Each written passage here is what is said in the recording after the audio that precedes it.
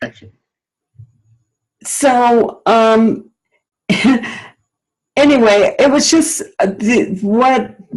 in terms of our continuation here, what really drew me into this movie was Steve McQueen's determination to reevaluate cinematography vis-a-vis people of color. And he made it a point to really look at cinematography in a new way, because historically, cameras have been calibrated to sort of more favorably film lighter skin tones.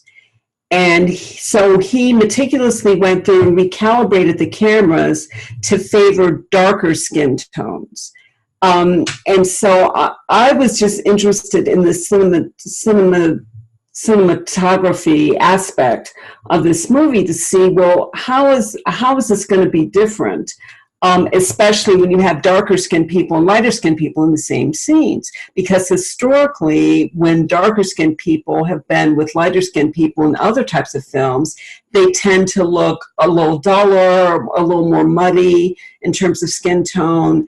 And the lighter skinned people look more luminous and vibrant. So he specifically wanted to recalibrate the cameras so that darker skinned people would look more luminous and vibrant, and maybe lighter skin tones wouldn't look quite so favorable.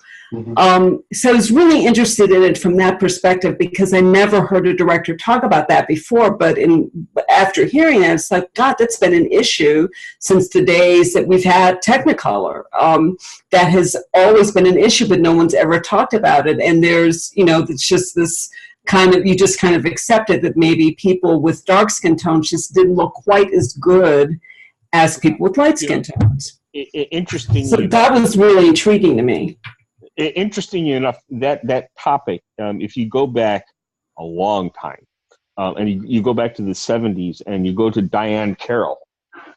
Diane Carroll, in a few of her films, in a couple of her films, hired some people to specifically rethink how a camera is used, and back then, how the lenses are used, how the lighting is used.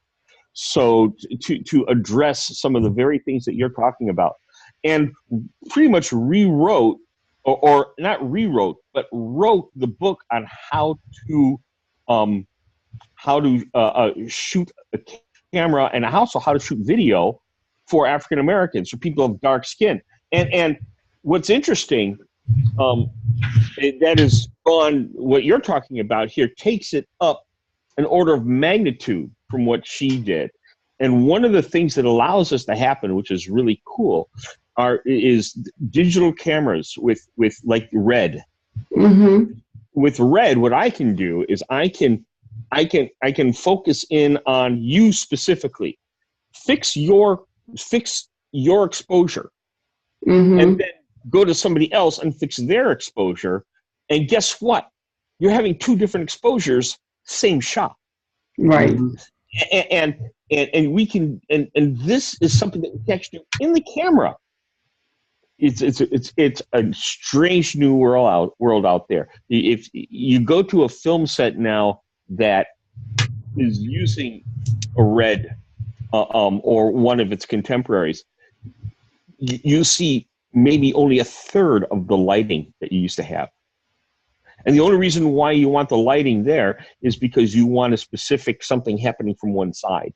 And it's quicker doing it that way than maybe doing it in the camera. Mm-hmm. It's really amazing what they can do now. And what I think is going to happen is, because of this technology, this digital filming technology, we're going to start seeing some real advances being made with how films are being shot.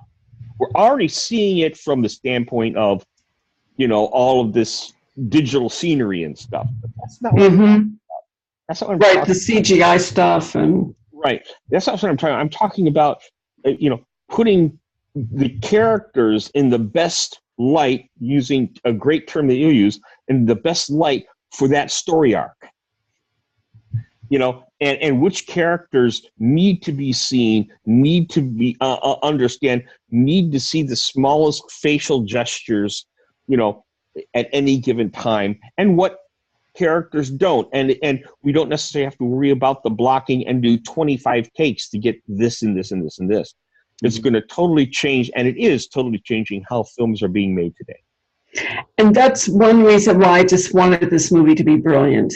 But unfortunately, I think Steve McQueen's focus, very interesting focus on cinematography, came at the expense of, storyline and just direction of actors. I mean, I think he let Daniel Kaluuya on way too long a leash. He should have pulled him back. I think there's something to be said about pulling Viola Davis back, or just encouraging her to be, like you said, Gregory, a little more user-friendly. Because I know I wasn't going to drop everything I did to go. She's like, well, you better do this heist with me or else. And I'm like, well, God, you sound like one of the mobsters. Why do I want to go along for this ride? So it's just that. And then, like I said, it just took too long for the story to come together. There was all this sort of like manufactured suspense about whether are they going to do the heist or are they not, or are they going to succeed? And I'm like, I just phone me, call me, send me a text when you figure it out, and I'll come back to the movie, which is not a good look for movies. It's hard, isn't it, when you have high hopes, high expectations for a film because of the cast, because of the people writing the film, because of the director, all the different parts. On paper, they look great. And then when you actually see the film, it falls far short of your expectations. That's difficult. As both you and Greg know, I have a film that meets that explanation: high expectations, bad results, and that's Braveheart.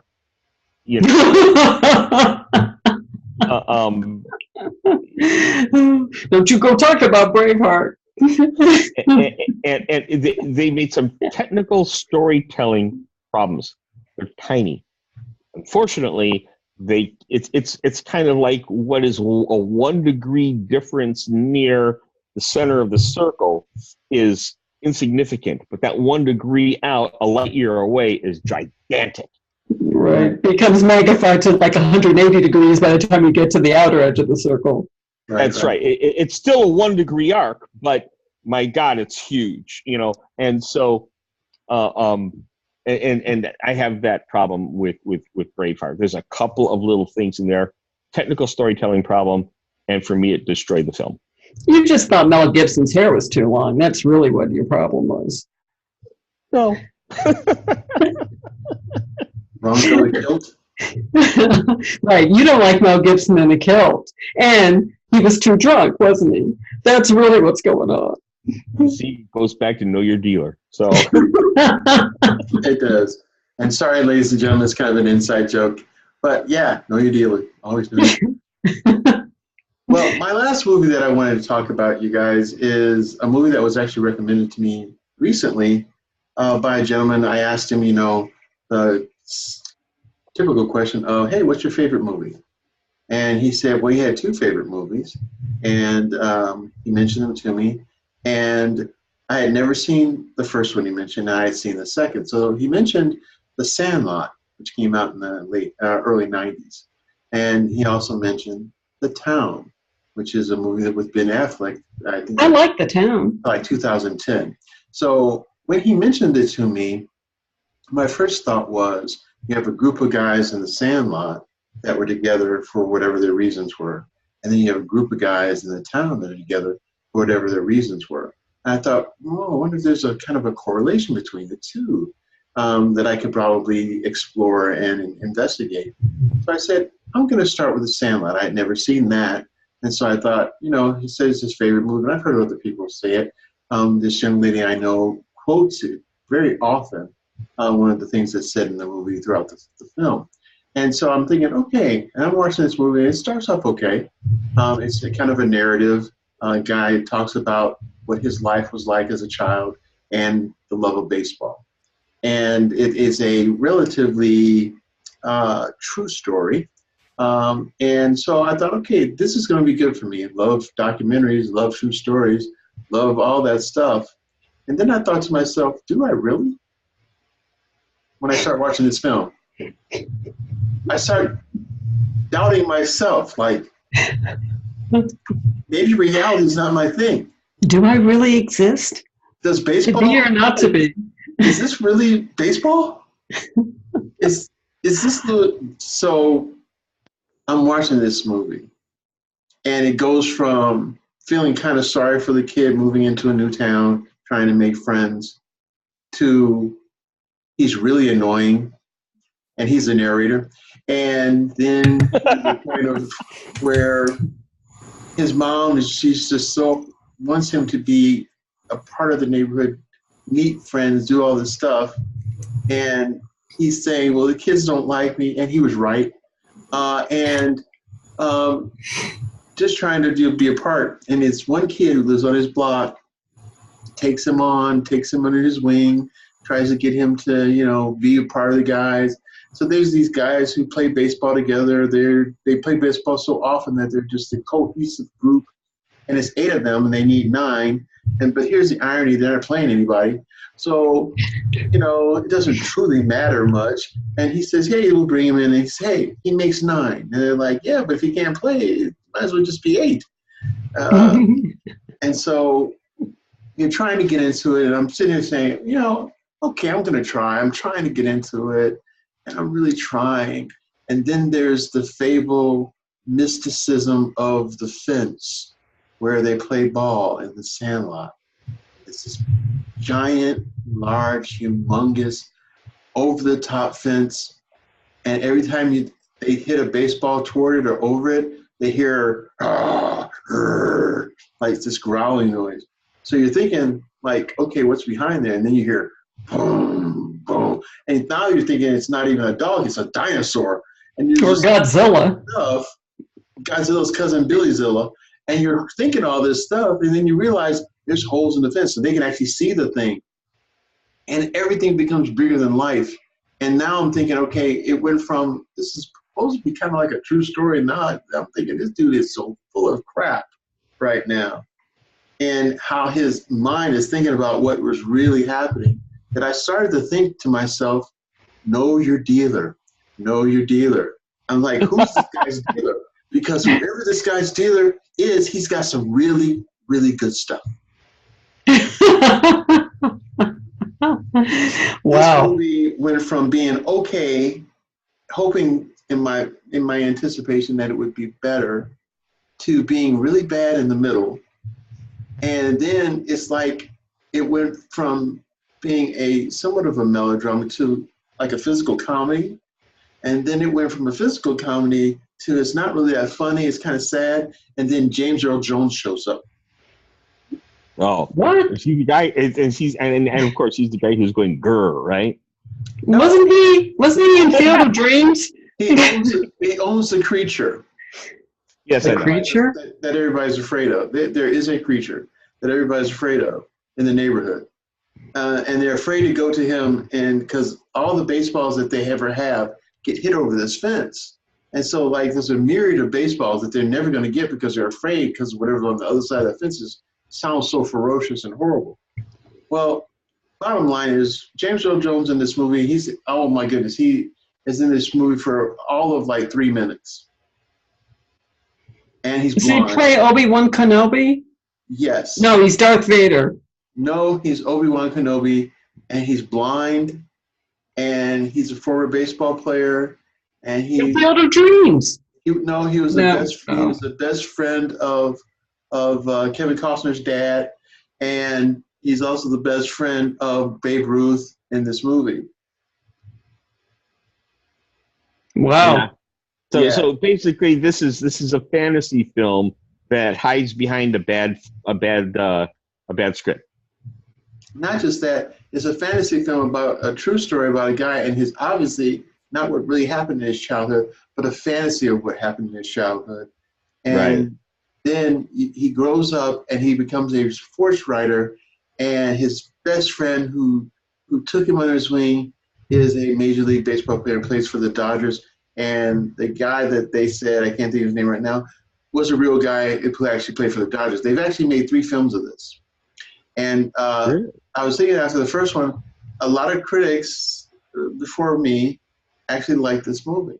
And it started off like I was going to also. I think once they got to the point where the chubby kid was making s'mores, I knew then it wasn't going to be really good after that. The s'mores were going to be good, but not the film. Now, see, what would happen though if the chubby kid making the s'mores, and they called the kid Piggy? It might have helped the film a little bit. It might have helped the film. You know what I'm referring to? It might help the film. I'm referring to the Lord of the Flies. Right. Yes. Yes, it would have made it a better film. It would have been The Sandlot Flies, and that would have helped it some.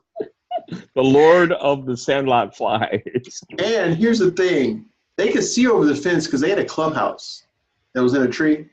Oh, They and looked out the window of the clubhouse. They could look over into the other yard, and they saw this big chain. And it's like when the creature spoke, there was this big roof of smoke. Come on. This sounds like The Shape of Water, but it's, out of water. I don't know what kind of shape it was. All I know is it was not in good shape. This movie's not in good shape. That's what this is.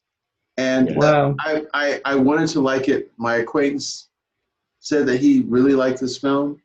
And I thought to myself, he must have seen it when he was really younger. 1993 is when it actually came out. And so that's long enough. He's an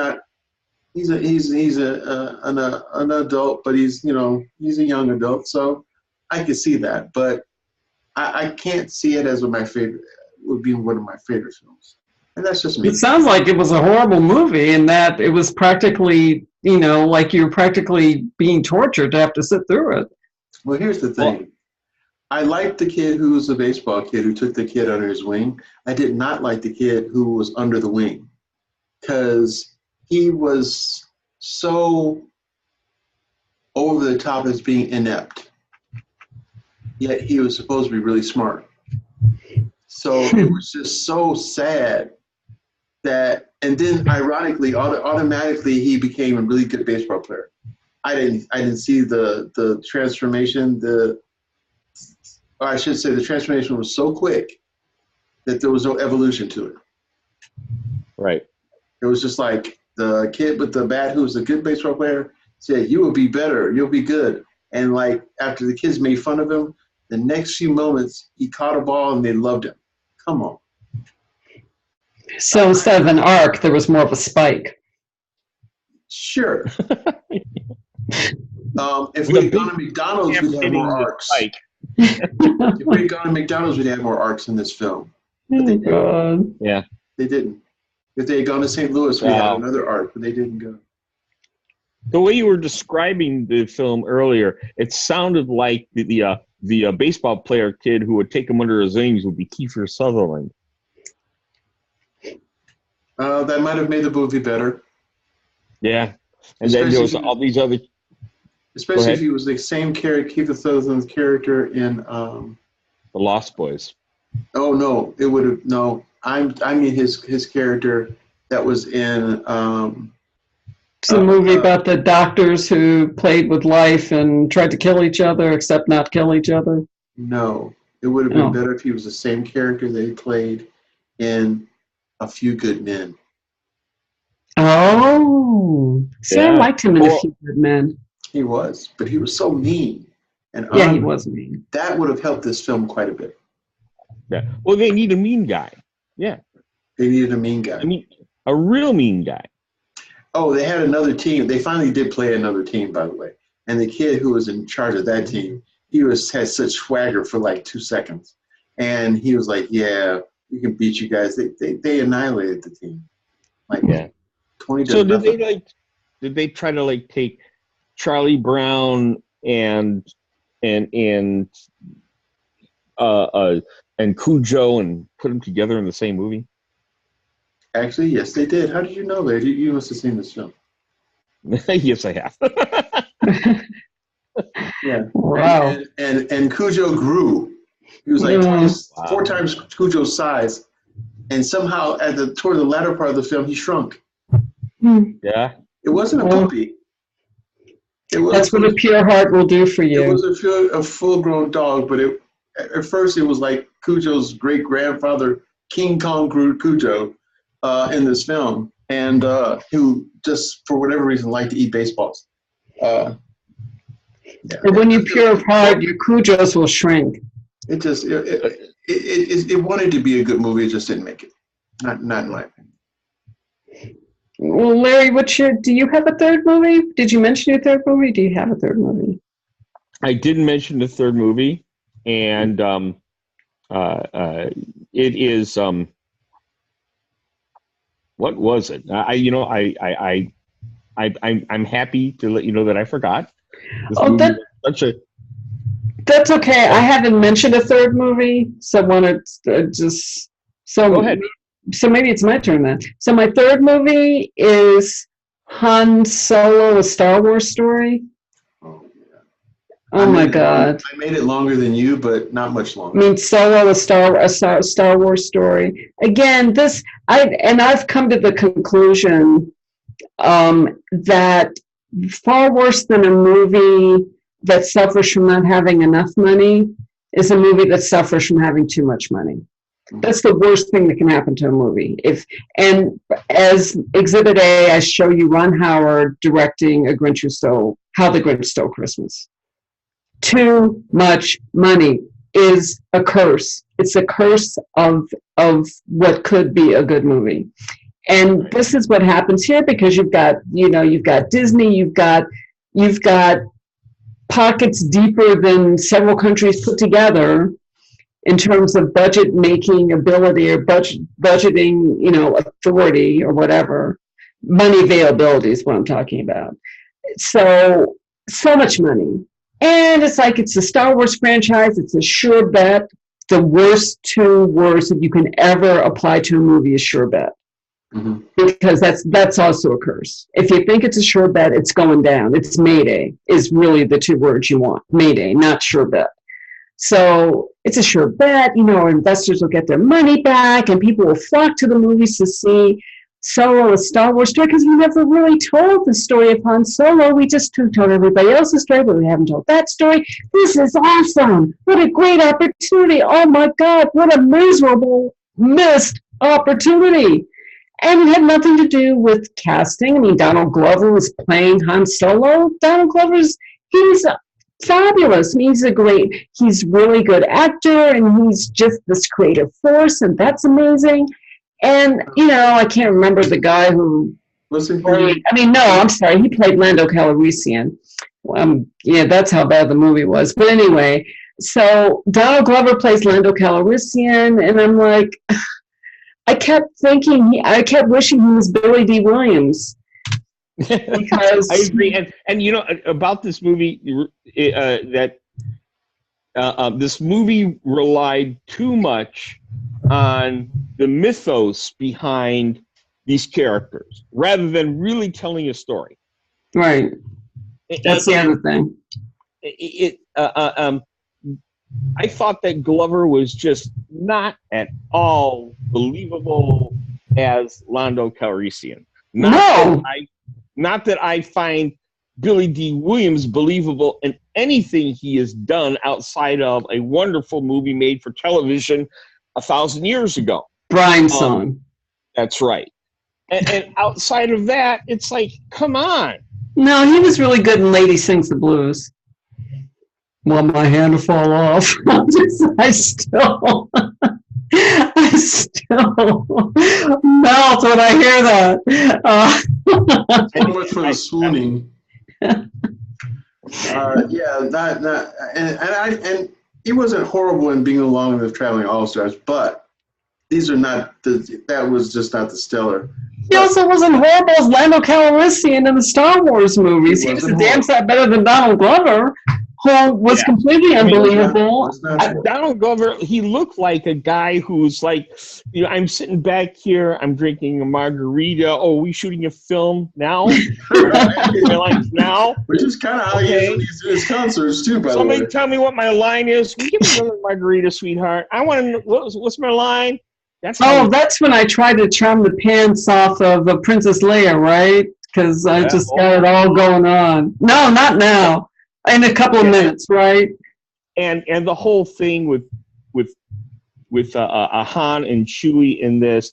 It was just awfully too convenient. I mean, just I really felt like they did the whole Star Wars audience, the people who live, eat, and breathe Star Wars, a real big dessert. But that gets back to my earlier point, was that I think a movie can be cursed, actually more cursed, by too much money than not enough money. There's so much, just the resources. When you tell somebody that your resources are completely unlimited, that's not a good thing. You need dramatic tension, and some of that dramatic tension comes from worrying where your next scene is coming from or how you're going to pull this together, and the need to pull a rabbit out of the hat. When you basically have the world as your oyster before you ever make the movie, your impetus for actually making the movie goes right down the drain. Well, and I have a minor disagreement with you here. I think I'm not disagreeing with you that too much money in film is a waste of money. I'm not disagreeing with you there.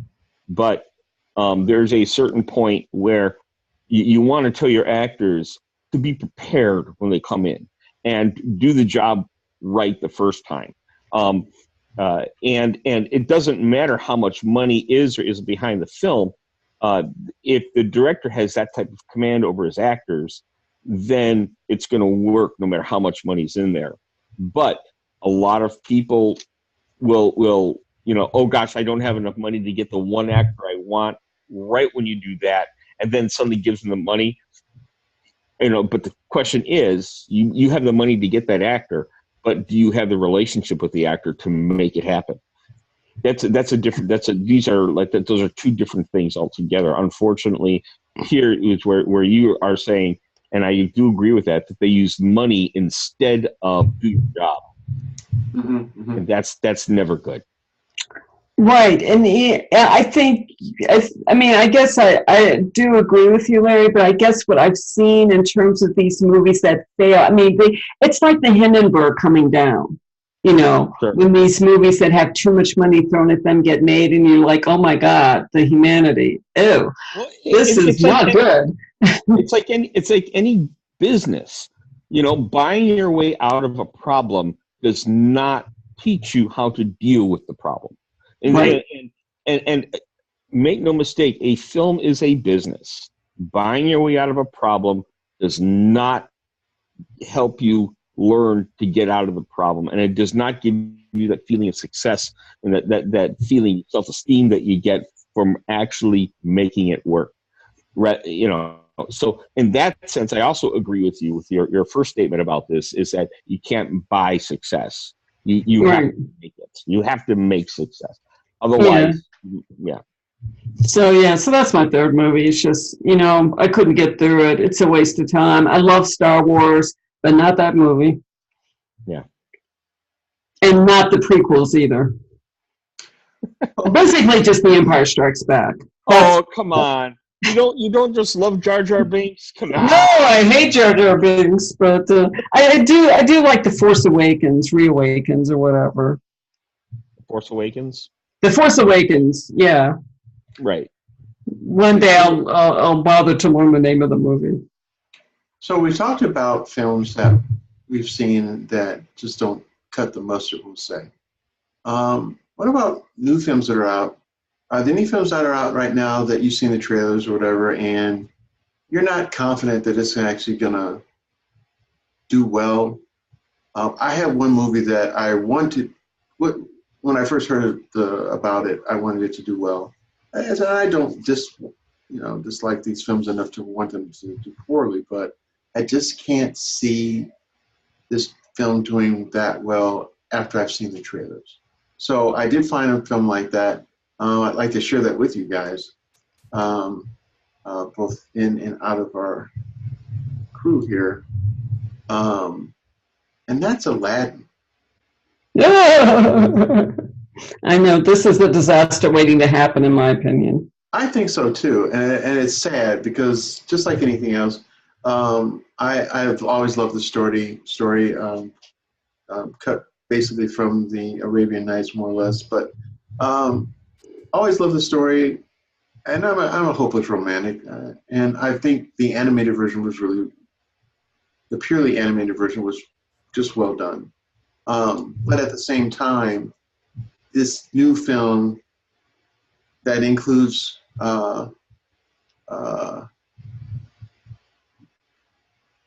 Will Smith as the genie.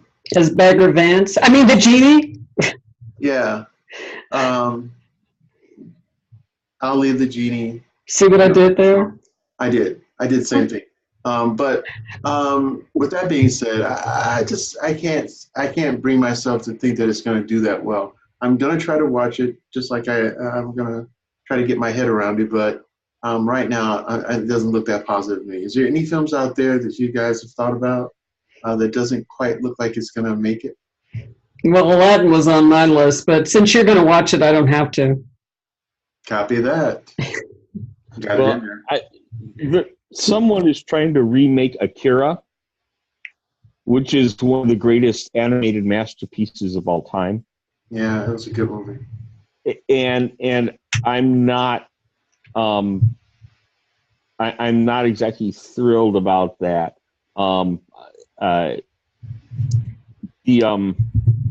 There are about 100 or so, for my last count, maybe a little bit more than that, of remakes coming out within the next year or so. Mm-hmm. And frankly, I think all but one or two of them, I am not very anxious to even give it the time of day. So, this could be one of those things where,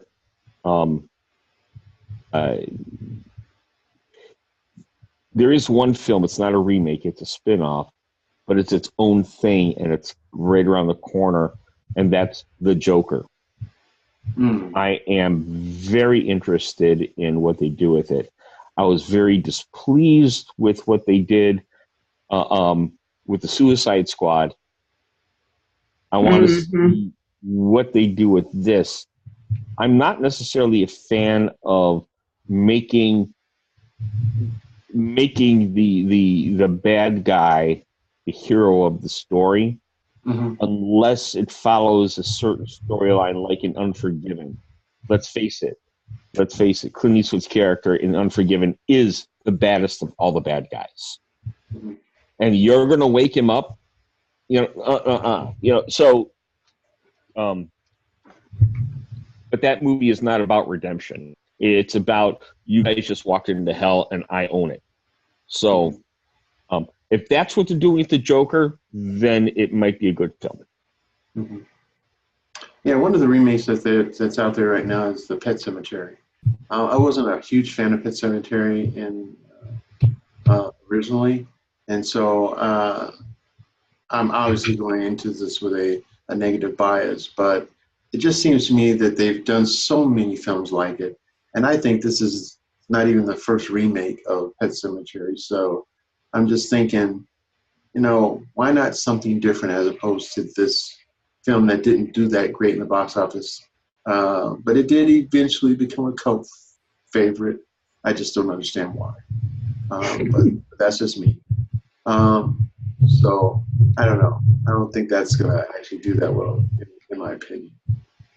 Well, I am intrigued. There's a movie that is coming out, I think this week or something, called The Snowbird, about Rudolph Nijinsky, the ballet, the very famous ballet dancer from the Bolshoi. Ralph Fiennes is the director, and I think Ralph Fiennes has got talent as a director. I mean, I like him as an actor too.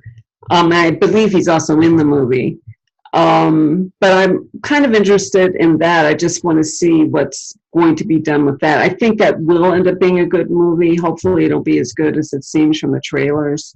But I like movies about dance where they actually take the time to focus on dance and the dancer. And then the Nijinsky story is not one that's been told recently, in any particularly, focused way. So And he's an interesting character. Mm-hmm. You know, I mean, he led an incredibly exciting life, you know, particularly with escaping from Russia and stuff like that. So, you know, there's enough historical distance to do a very good telling of his story. It just remains to be seen whether that's actually going to happen. Copy. Yeah, I'm looking for that to be a decent film too. But is that a kind of like, is it a docudrama or more of a documentary? No, it's a docudrama. It's not a documentary. Copy. No, not at all. Gotcha. Yeah, that should be interesting. Well, guys, it's getting to be that time again. Before we get out of here, got a couple minutes left. Any other movies that you think our viewers should stay away from? Well, use your own judgment. Let me just say it that way. You know, to the audience, use your own judgment. Obviously, everybody has their own taste in films. I'm sure that there's some movies that we mentioned today that some of the audience they just love them, and that's great. If you love a movie, that's fantastic. And don't be afraid to look at bad movies too, because you might surprise yourself that you might hate it even more than you thought you did. or maybe you'll find something that you didn't know existed in films, and you may turn you on to something that, you know, really might you know, make your week. So bad movies are not, you know, what for me, let me just say it this way. For me, what makes a bad movie is a film that tries to be something it isn't. Mm-hmm. And there are many ways that can happen. It has a bad script, it has bad actors, it has a bad producer, bad editor. Those are all the technical things. And then there is story writing, or the way it comes across, it's like it's trying to be high and mighty, and yet it's a pitfall comedy, you know. Mm-hmm. So for me, a bad films fall into that. Some bad films are absolutely brilliant. The Attack of the Killer Tomatoes, bad film all around, but it never tries to be more than what it is, which gives it credit then. And what about the Ed Wood movies? I mean, he made a career of making really horrible movies that were just so bad they were brilliant. Well, yeah, and again, if you really get into his films, they were so. He had this one ideal, and for him it worked. But then again, do you know who funded most of his films? No. Very right-wing Christians. Great. Of course. And so he sold them one film, and then sold his actors on a different film, and made a third film with the same stuff. So awesome. Yeah. Well, ladies and gentlemen, that's our show for tonight. Thanks for watching. We hope that you heed much of what we said today. So thanks again.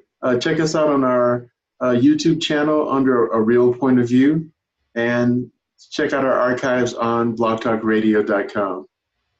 Thanks again for watching. Have a good night. Night.